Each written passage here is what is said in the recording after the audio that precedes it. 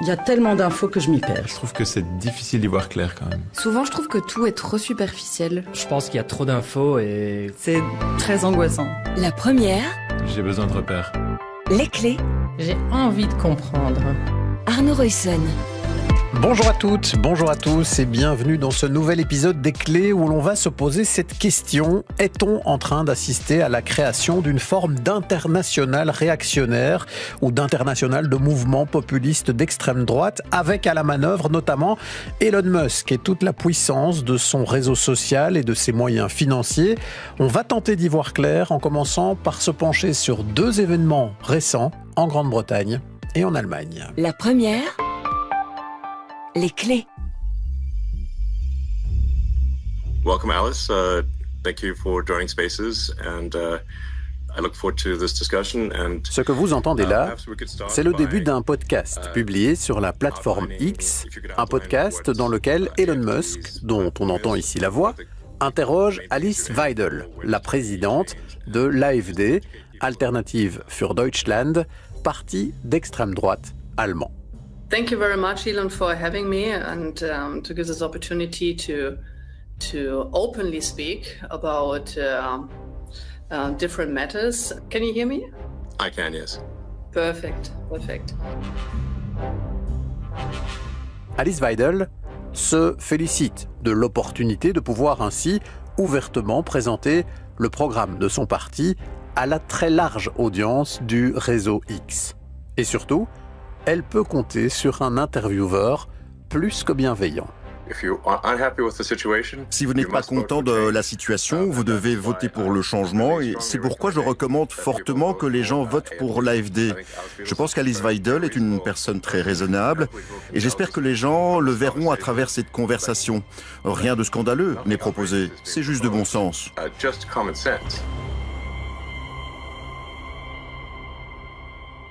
Le soutien est clair. On reconnaît d'ailleurs le mot « bon sens » que l'on a entendu aussi dans la bouche de Donald Trump lors de son discours d'investiture. Et Elon Musk multiplie les manifestations de soutien à l'extrême droite allemande. Il publie notamment une tribune dans un journal pour soutenir l'AfD. Et puis surtout, les analystes constatent que depuis ses premières prises de position, les tweets des députés de l'AfD ont vu leur audience sur X multipliée par 15, voire 20. Difficile de vérifier si l'algorithme a été modifié pour doper la visibilité de l'extrême droite allemande, mais beaucoup, évidemment, le soupçonnent. Et ces dernières semaines, Elon Musk ne s'est pas contenté d'intervenir dans la politique allemande. Il a aussi réussi à peser sur le jeu politique en Grande-Bretagne, au départ d'un tweet publié le 3 janvier sur X, où il pointait nommément le Premier ministre britannique, Keir Starmer.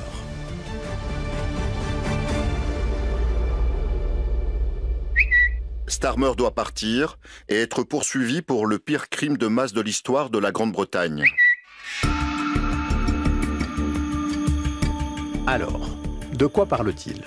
D'un scandale qui a frappé la Grande-Bretagne entre la fin des années 90 et le début des années 2010. Près de 1500 jeunes filles ont été droguées et exploitées sexuellement par des gangs composés principalement d'hommes d'origine pakistanaise. Et si Elon Musk pointe Keir Starmer dans ce dossier, c'est parce que celui-ci, avant d'être Premier ministre, a été procureur de Grande-Bretagne entre 2008 et 2013.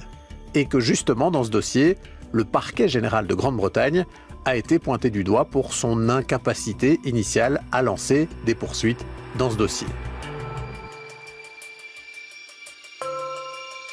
Sauf que jamais n'a été établie une responsabilité directe de Keir Starmer en la matière. Son successeur, à ce poste, a même plutôt salué le travail qu'il avait mené, notamment dans ce dossier. Mais rien n'y a fait. Entre-temps, la polémique était lancée et elle a pris beaucoup d'ampleur, reprise par les partis d'opposition au gouvernement Starmer. Et Elon Musk a évidemment continué à glisser son grain de sel en appelant à voter pour le parti d'extrême droite britannique, Reform UK.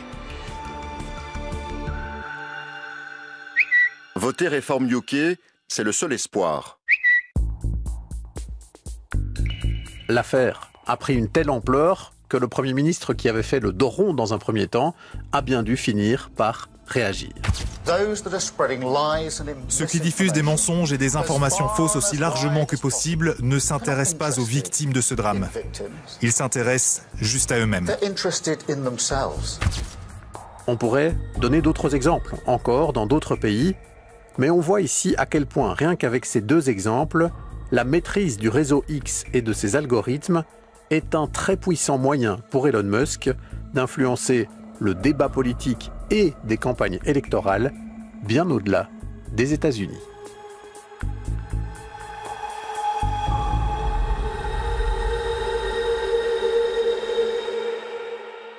Bonjour François Debras. Bonjour. Merci d'être avec nous. Vous êtes professeur de sciences politiques à l'Université de Liège. Vous travaillez notamment au Centre d'études des démocraties. Alors, on vient d'entendre deux cas très concrets dans lesquels Elon Musk parvient à influencer des débats sur la scène politique nationale dans deux pays d'Europe, et non des moindres, l'Allemagne et la Grande-Bretagne. J'ai envie, avant de commenter cela plus spécifiquement, qu'on revienne un petit peu sur cette évolution d'Elon Musk, qui, jusqu'à quelques années, était présenté surtout comme un patron qui avait très très bien réussi, un patron un peu fantasque, libertarien, ça on le dit depuis très longtemps, mais qui, comme pas mal d'autres acteurs de la Silicon Valley, semblait plutôt plancher côté démocrate que côté républicain, et qui là, quand on voit ces éléments-ci, quand on voit ces prises de position, et notamment aussi son fameux geste interprété comme un salut nazi par beaucoup il y a quelques jours, apparaît comme un homme aujourd'hui politique et un homme d'extrême droite. Est-ce qu'on peut expliquer comment on en est arrivé à cette situation ? Oui, alors historiquement, Elon Musk, c'est effectivement un entrepreneur plutôt proche des milieux démocrates qui va soutenir la candidature de Joe Biden aux élections présidentielles, mais qui va petit à petit se distancier de Joe Biden, notamment sur des questions des voitures électriques, la question des voitures autonomes, et qui va en arriver à soutenir officiellement Donald Trump au lendemain de son attentat, et qui va alors se présenter bien sûr comme libertarien dans le monde plutôt des entrepreneurs. La question des libertariens, c'est de réduire la place de l'État dans le domaine économique. On pourrait se poser la question si c'est vraiment de le réduire ou pas plutôt de la réorienter vers des intérêts économiques de ses propres entreprises. Et Elon Musk va également se rapprocher de différentes personnalités, de différentes formations aux États-Unis, mais aussi en dehors, et notamment en Europe. On l'a vu avec un rapprochement, par exemple, avec Giorgia Meloni, du parti d'extrême droite Fratelli d'Italia en Italie, donc, avec ce rapport aux naissances, à la natalité, également cette crainte du grand remplacement qui, soi-disant, aurait lieu en Italie. Il va se rapprocher de Giorgia Meloni, il va se rapprocher également en Angleterre de Nigel Farage, un des artisans du Brexit, qui maintenant a créé un nouveau parti, donc Reform UK. Petit à petit, il va également avoir des désaccords avec Nigel Farage pour se rapprocher de Tommy Robinson. Alors Tommy Robinson, c'est un des fondateurs de l'English Defence League, qui est un mouvement d'extrême droite violent. La personne a été condamnée pour diffamation, pour islamophobie. On se rend compte que même en Belgique, Elon Musk va également soutenir sur les réseaux sociaux Dries Van Langenhoef, également sur la question de la liberté d'expression. Et alors en Allemagne avec Alice Weidel, et la question aussi d'un discours tout à fait propre à l'extrême droite, puisqu'on va mobiliser les logiques de déclin culturel et déclin économique de l'Allemagne que seule l'AfD arriverait à pouvoir redresser économiquement et également culturellement.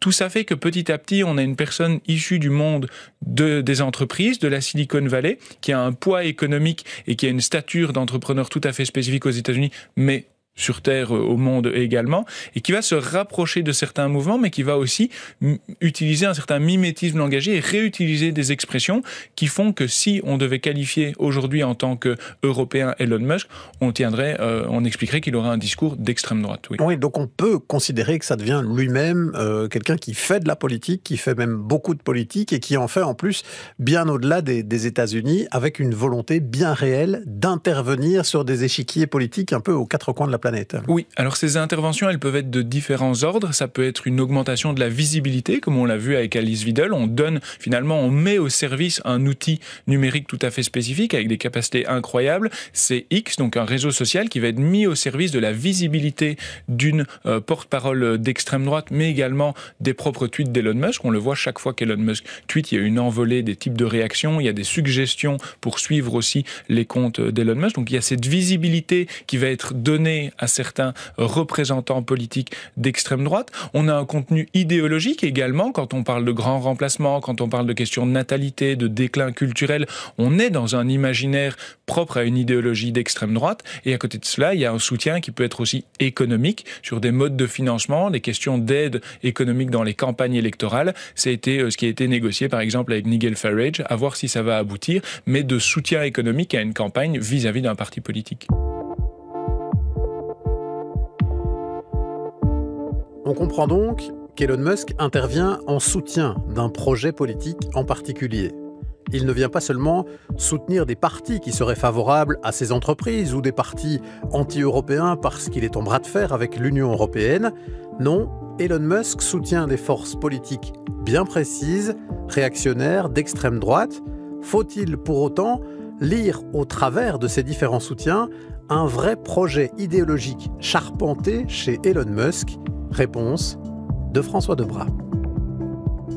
Alors, peut-être avant de revenir sur cette charpente idéologique des partis qui le soutiennent, il faut effectivement pas négliger qu'il y a des intérêts économiques également derrière. On l'a dit, Elon Musk, c'est aussi et peut-être avant tout un entrepreneur. Il y a un rapprochement avec Giorgia Meloni et Fratelli d'Italia qui est également lié à des reventes de logiciels de cryptage, par exemple. Il y a un rapprochement et un questionnement vis-à-vis de l'Ukraine sur la question des satellites. Également, il y a un rapprochement vis-à-vis de l'AfD et d'Alice Weidel parce que derrière, on a l'Allemagne, un acteur central économique vis-à-vis aussi des entreprises d'Elon Musk. Et il y a des entreprises d'Elon Musk qui sont en Allemagne. Donc il y a cet intérêt-là, d'autant plus qu'on est confronté à des partis qui sont très critiques vis-à-vis de l'Union européenne en tant que communauté.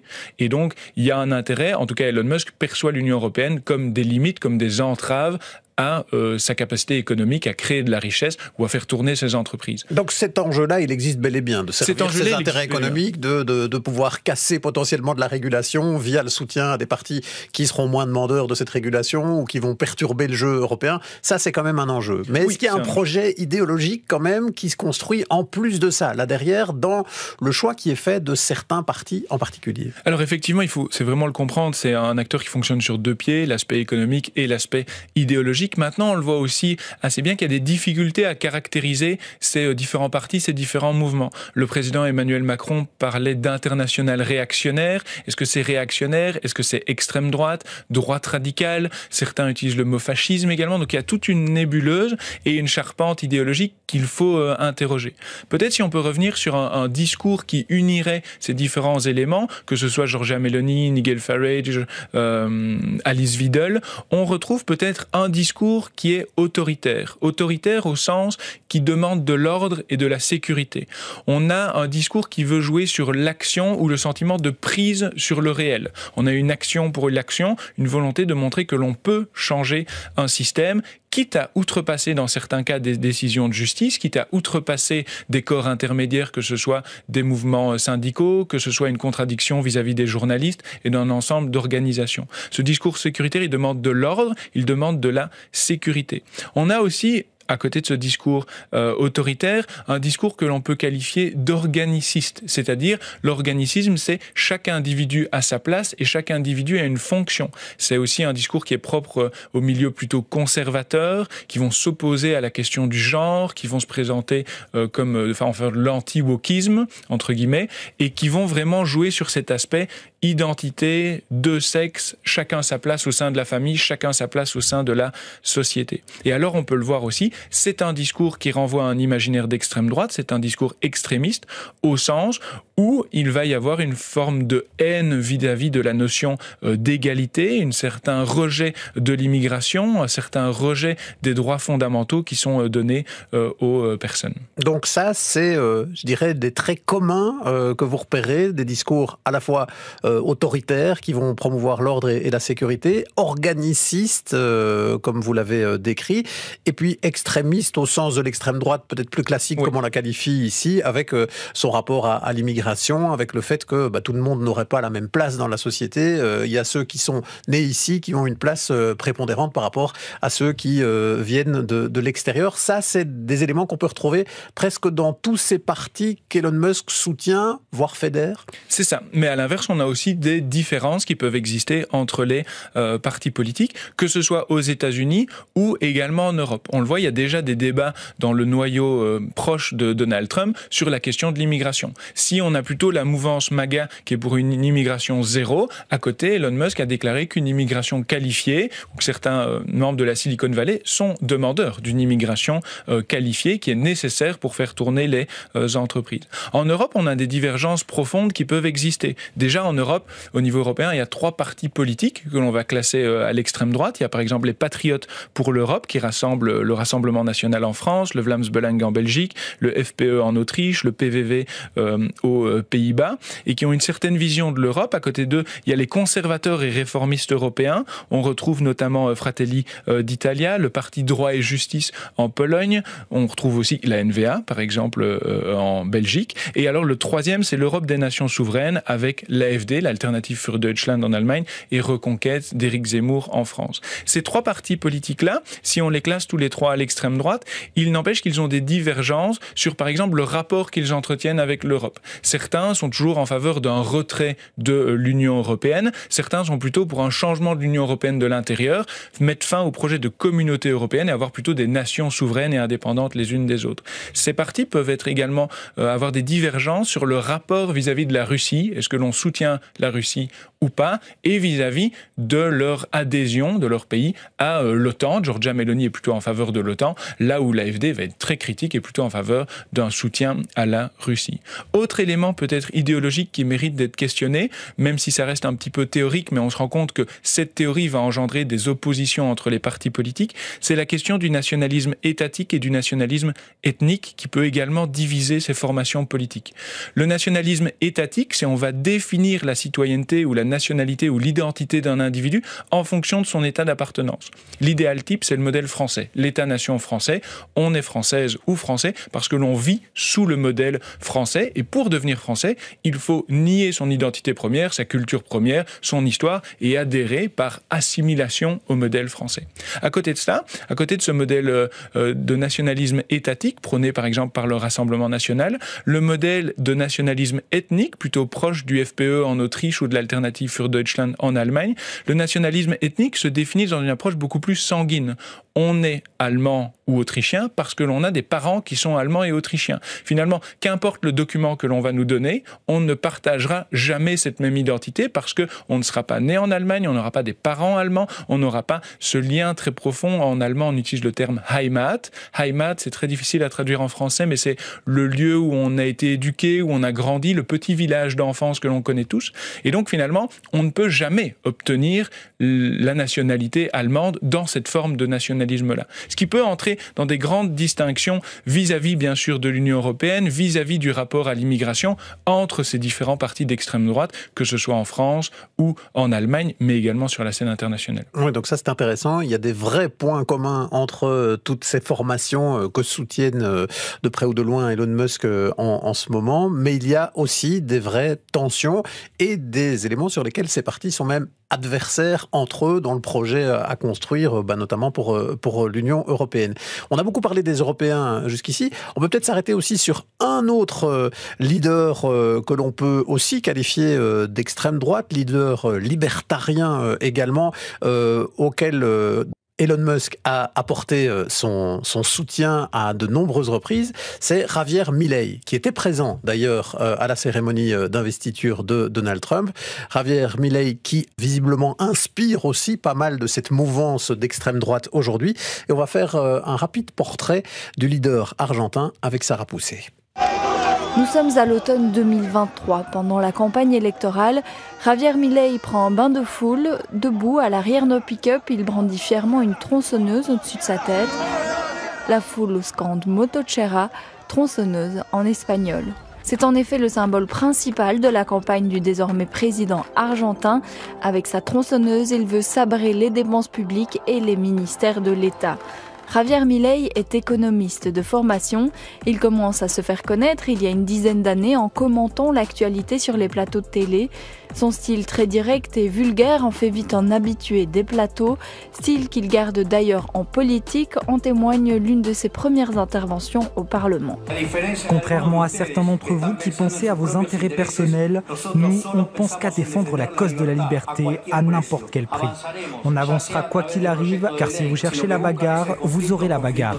Javier Milei se dit anarcho-capitaliste, anarchiste car il veut détruire l'État et en même temps capitaliste car il veut libéraliser tous les secteurs de l'économie, même la vente d'organes.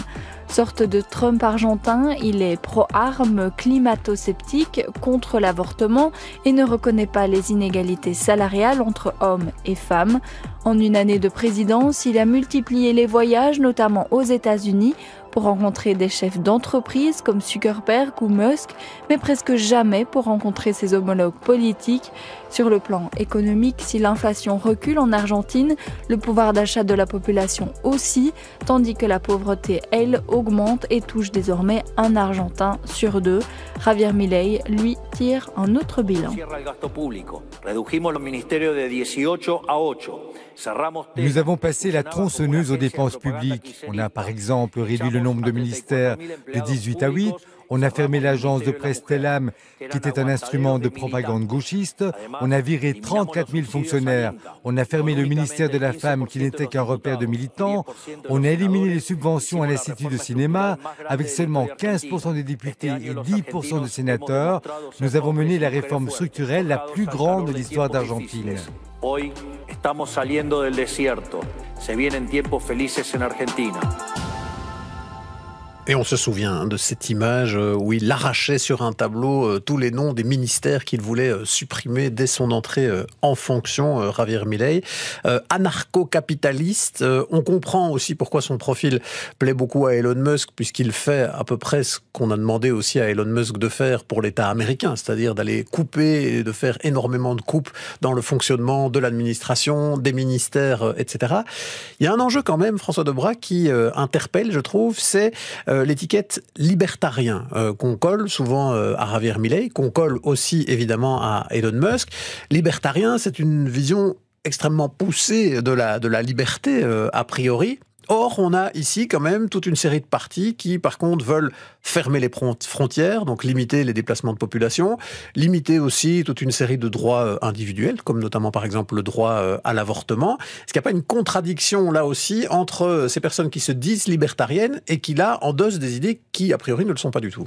Oui, effectivement, la question du être libertarien, c'est avant tout un prisme d'analyse économique, c'est-à-dire qu'on veut réduire le plus possible la place de l'État pour libéraliser les marchés. On prend, pour prendre une image, cette idée de la main invisible du marché, on va essayer de l'appliquer à tous les aspects de la vie, que ce soit comme par exemple la question de l'avortement ou des organes. Chacun doit pouvoir libéraliser son corps et ce sont des ressources que l'on peut vendre.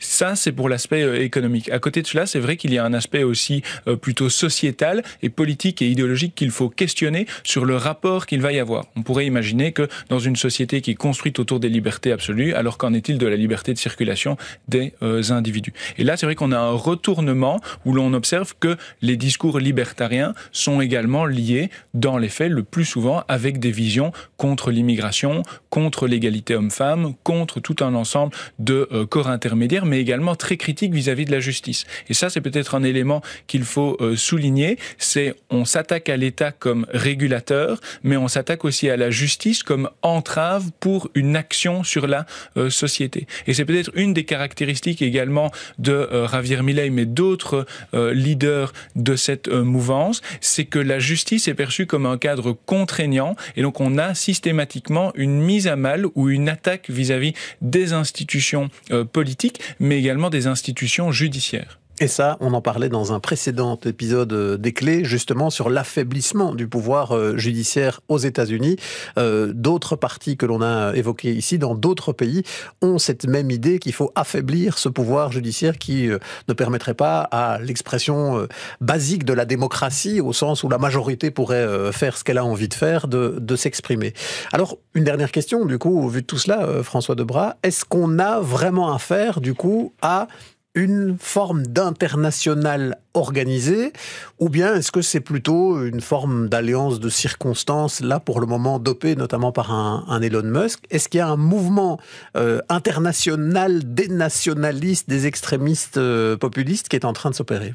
Alors je parlerai peut-être pas d'internationalisme au sens d'une personne qui serait à la manette de tous ces mouvements, mais plutôt une forme de transnationalisme. Aujourd'hui, on observe qu'il y a différents partis politiques d'extrême droite qui résonnent sur la scène internationale et qui dialoguent les uns par rapport aux autres. Il y a une charpente idéologique à interroger, même si, comme on l'a vu, elle est plus fragile que ce que l'on croit, et il peut y avoir des divergences profondes quant à leur rapport au monde entre ces partis. Derrière, il y a des intérêts économiques, bien sûr, qu'il faut souligner et qu'il faut rappeler par rapport à des enjeux comme Elon Musk, ses entreprises, les réseaux sociaux qui peuvent exister. Oui.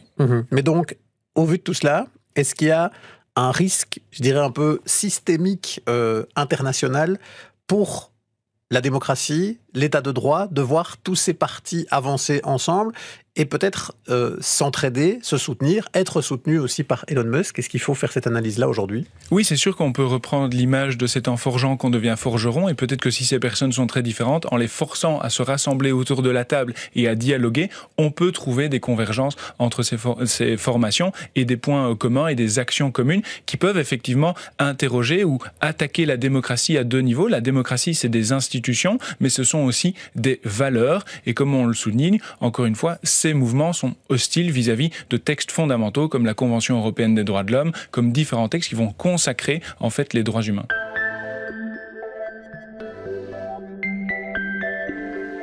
Eh bien voilà, qui referme donc un triptyque que nous avons choisi de consacrer à l'investiture de Donald Trump et à l'arrivée aussi d'Elon Musk aux manettes aux côtés du président républicain.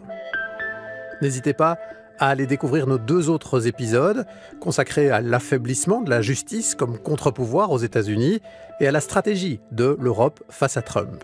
Tout ça est sur Ovio et sur vos plateformes. Merci à Laurent Nélissen pour la réalisation sonore de cet épisode, à la préparation Sarah Pousset et Arnaud Ruyssen. Et si vous souhaitez nous écrire une adresse, lesclés@rtbf.be.